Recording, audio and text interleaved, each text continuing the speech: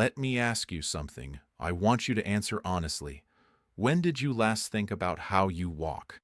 Not where you are walking, not how far, not how fast. How? The specific mechanics of the movement you perform thousands of times every single day without a second thought. Because here's what 2 decades of working with senior patients has taught me about falls, the leading cause of injury death in adults over 65 in America. A fall almost never happens during something unusual. It happens in the kitchen, in the hallway, walking to the bathroom at 3 a.m. It happens during the most ordinary movement of your entire day. And when seniors come to see me after a fall, confused, shaken, embarrassed, they almost always say the same thing. I was just walking. I wasn't doing anything special. And they are completely right. They were not doing anything special. They were doing exactly what they do every single day. And that is precisely the problem. Because somewhere in the last few years, quietly, gradually, invisibly, the way they walk every single day has become dangerous. And nobody ever told them. Today, I am going to change that for you. My name is Dr. James Carter. For over 2 decades, I have worked exclusively with senior patients, and fall prevention comes up in more conversations than almost any other quality of life topic I address. I am going to show you what is most likely happening in your walk right now, why it is putting you at serious risk, and the one simple change that can begin protecting you immediately, starting with your very next step. No equipment, no gym, no expensive gadget. One adjustment to a movement you have been performing your entire life. Subscribe right now and hit the bell. Every week, I publish health information your last 3 appointments never covered. Hit the like button and type your age in the comments right now. I read every single one. The problem? Shuffle gait. Picture someone walking down a hallway. Their steps are short, much shorter than they used to be. Their feet barely leave the ground, sliding forward in a low, shuffling motion rather than lifting cleanly off the floor. Their upper body leans slightly forward, their eyes aim down toward the ground, their arms hang almost motionless at their sides. They are moving carefully, deliberately, because somewhere in the back of their mind, they are aware that the floor feels less trustworthy than it used to. This is called shuffle gait, and it is one of the most common and most dangerous walking patterns I see in seniors over 65. It develops so gradually that most people never notice it happening.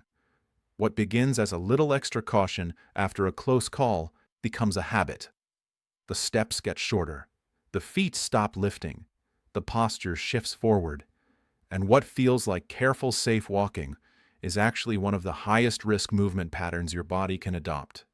When your feet shuffle close to the ground, any irregularity on that surface becomes an instant trip hazard. A rug edge, a raised floor tile, a crack in the sidewalk. There is simply not enough clearance between your foot and the floor for anything to go wrong without it going very wrong very fast. Because your steps are short and your weight is already pitched forward, the moment your toe catches anything, your body has no time and no room to recover.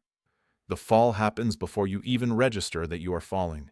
Shuffle gait also signals something deeper. The muscles responsible for lifting your legs, your hip flexors, your glutes, your core have weakened from underuse, and the neurological connection between your brain and your legs has slurred down. The good news, and this is the part I need you to hear clearly, is that both of these things are reversible, and it starts with one change, the one change, heel strike. From this moment forward, every step you take should begin with your heel. This is called a heel strike, and it is how human beings are biomechanically designed to walk.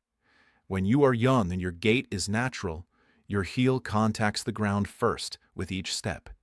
Your weight rolls forward through the arch of your foot, across the ball, and pushes off through your toes to drive the next step. It is a smooth, continuous rolling motion, one of the most efficient and stable movement patterns the human body produces. But here is what happens over years. As muscles weaken and confidence in balance quietly erodes, that heel strike disappears. The foot starts landing flat or even toe first. Steps become shorter and lower. We stop rolling through the foot. We stop pushing off. We start shuffling. And with every passing month of shuffling, the muscles that produce a proper heel strike get weaker and weaker because they are simply not being asked to work. So what does correcting this actually look like? With each step, reach your heel slightly forward, just a few inches more than you currently do, and let it make contact with the ground first. Feel the weight shift forward through your foot. Let your toes push off behind you.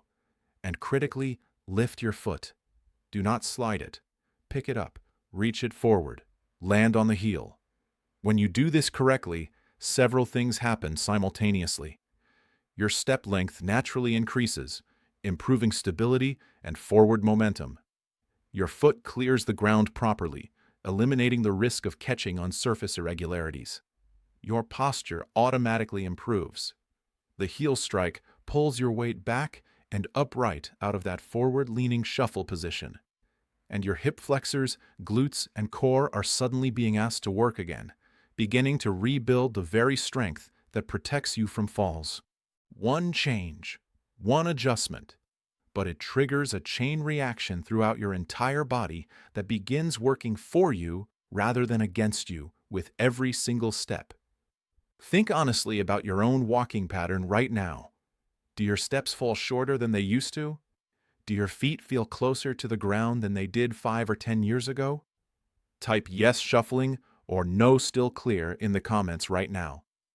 Because your honest answer tells me something very specific about how urgently the 5 exercises I am about to show you apply to your situation. Exercise 1. Conscious heel strike walk. Why it matters. Most people who have been shuffling for months or years have genuinely lost the motor pattern of a proper heel strike. The neural pathway has faded from disuse.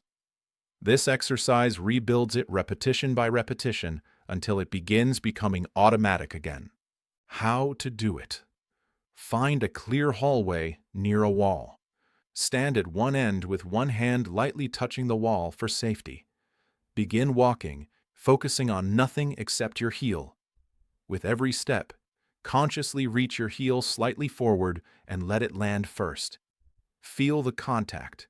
Feel your weight roll through the foot. Feel your toes push off. Take 10 steps forward. Turn carefully and walk back 10 steps. That is one set. Complete 3 sets. Rest 30 seconds between sets. What to focus on? Slow down significantly. Speed is the enemy of relearning. The slower you walk, the more conscious control you have, and the stronger the neural signal you send to your brain. Think of this as reprogramming, not just walking. Progress tip. Once comfortable on flat ground, try it on a slightly different surface. Carpet versus hardwood forces your nervous system to adapt and generalize the pattern. Exactly what you need for real-world safety. Exercise 2. High knee lunge. Why it matters. Shuffle gait progressively weakens the hip flexors, the muscles responsible for lifting your leg with each step. When they are weak, your foot clearance drops. When foot clearance drops, every rug, threshold, and uneven surface becomes a potential trip. How to do it? Stand behind a sturdy chair with both hands on the back for support. March in place, lifting your right knee toward your chest as high as you comfortably can. Lower it with control. Then lift the left knee. That is 1 repetition. Complete 15 repetitions on each side, 30 total lifts at a slow, deliberate pace. The lift should feel effortful. If it feels too easy, you are not going high enough. What to focus on? Stand tall throughout. Do not lean your upper body backward as your knee rises. Keep your torso upright. Control the descent just as carefully as the lift. The lowering phase builds the eccentric strength your leg needs when your foot returns to the ground. Progress tip. As this becomes easier, practice the march while moving slowly forward through your hallway, lifting each knee before stepping, then placing your heel down first. You are now combining exercises 1 and 2, the closest simulation of proper walking you can train at home. Exercise 3, stride length walk. Why it matters. Shuffle gait shortens your stride dramatically, often to half or less of what it was in younger years. A short stride is an unstable stride. It reduces momentum, disrupts balance rhythm, and forces your center of gravity into an awkward forward-pitched position that makes falls significantly more likely. How to do it. Place 2 pieces of tape on your hallway floor, approximately 18 inches apart. Stand at one end. Step forward and aim to land your heel at or just beyond the second piece of tape. Then step with your other foot, landing the heel at the same distance. Walk 10 full strides the length of the hallway, then turn and return. Complete 2 full lengths. Focus entirely on step length and heel contact. What to focus on: do not lunge or overreach. The goal is a comfortable, natural extension of your stride, not a dramatic exaggeration. If 18 inches feels too far, start with 12. The distance matters less than the habit of reaching that heel forward with intention on every step. Progress tip. Over time, move the tape markers slightly further apart, half an inch at a time. Most seniors are genuinely surprised by how quickly their stride naturally lengthens once they begin training it consciously. Of the 3 exercises covered so far, which one do you think will be most challenging for you personally? Type 1, 2, or 3 in the comments right now. The exercise you find most difficult is almost always the one your body needs most urgently. Exercise 4, slow motion walk. Why it matters. Speed is where proper walking mechanics break down. At normal pace, we rely on habit and momentum rather than conscious muscle control. The slow motion walk removes speed entirely, forcing every muscle involved in walking to work independently and with full conscious control. It is one of the most powerful neurological training tools available for relearning safe movement. How to do it. Stand at one end of your hallway. Begin walking at the absolute slowest pace you can manage. So slow each step takes 3 to 4 seconds to complete. Lift your foot. Pause briefly. Reach the heel forward. Lower it to the floor. Feel the weight shift. Push off with your toes. Begin the next step. Walk the full hallway length. Turn carefully and return. That is 1 set. Complete 2 sets. What to focus on? This will feel strange. Every wobble you feel is your balance system being actively trained. Every small correction your ankle makes is your nervous system rebuilding its responsiveness. Embrace the difficulty. It is the entire point. Progress tip. Once you feel steady near the wall, try closing your eyes for 2 or 3 slow motion steps. This dramatically increases the proprioceptive challenge and accelerates neurological adaptation. Exercise 5. Obstacle step over. Why it matters. Real life is full of obstacles. Rugs, door thresholds, pet toys, electrical cords. Everyone is a potential trip hazard for someone with shuffle gait and reduced foot clearance. This exercise trains your brain and legs to detect an obstacle, lift high enough to clear it, and land safely on the other side. The exact sequence your body needs to execute in a fraction of a second when real life presents the same challenge. How to do it. Place a pool noodle, rolled towel, or soft lightweight object on your hallway floor, approximately 4 to 6 inches high. Stand a few feet back with a wall or chair within reach. Walk toward the obstacle at a controlled pace. When you reach it, lift your right foot deliberately high enough to clear it with room to spare and step over. Then lift your left foot and clear it completely. Continue a few steps beyond it. Turn carefully and return. Complete 5 passes in each direction. What to focus on. Do not rush as you approach. Slow down slightly as you get close. Pick your foot up early, well before you reach the object. The goal is training your brain to recognize an obstacle, respond in advance, and execute the clearance with control rather than panic. Progress tip. Once comfortable, vary the height slightly each week. Practice stepping over while carrying something light in one hand, a more accurate simulation of how real-life trips actually tend to happen. Important safety warning. Before beginning any of these exercises, please take this seriously. If you have recently had a hip or knee replacement, or are being treated for plantar fasciitis or any heel condition, or have been told by your doctor to avoid weight-bearing exercise, please speak with your physician before attempting these movements. Always practice near a wall, countertop, or sturdy chair. Never rush. Wear non-slip footwear or go barefoot on a safe surface. If at any point you feel sharp pain, dizziness, or anything that does not feel right, stop immediately. There is no exercise here worth risking your safety over. Progress at your own pace and trust your body. Over the last several minutes, you have seen how shuffle gait, the locking pattern that develops so gradually most seniors never notice it, is not something you have to accept as permanent. It begins with one change: heel strike. The movement your body was biomechanically designed to perform from the very first step you ever took.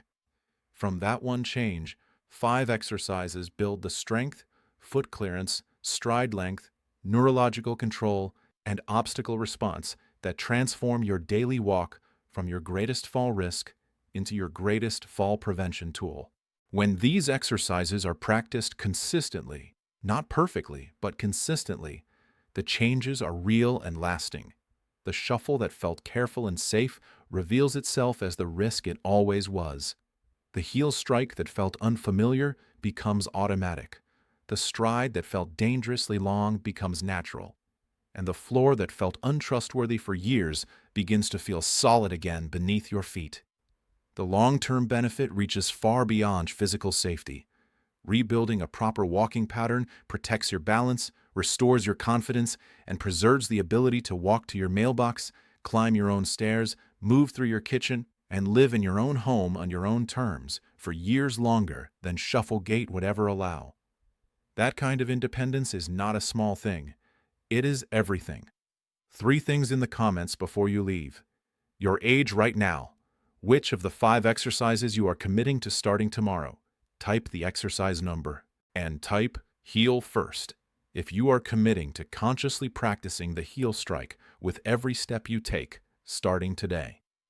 Share this video with every senior you know whose steps have gotten shorter and whose walk has gotten slower, who has no idea that what feels like careful walking is actually their greatest fall risk. I am Dr. James Carter. You have been walking your entire life. Starting today, walk differently. It could be the most important change you make this year. I will see you in the next video.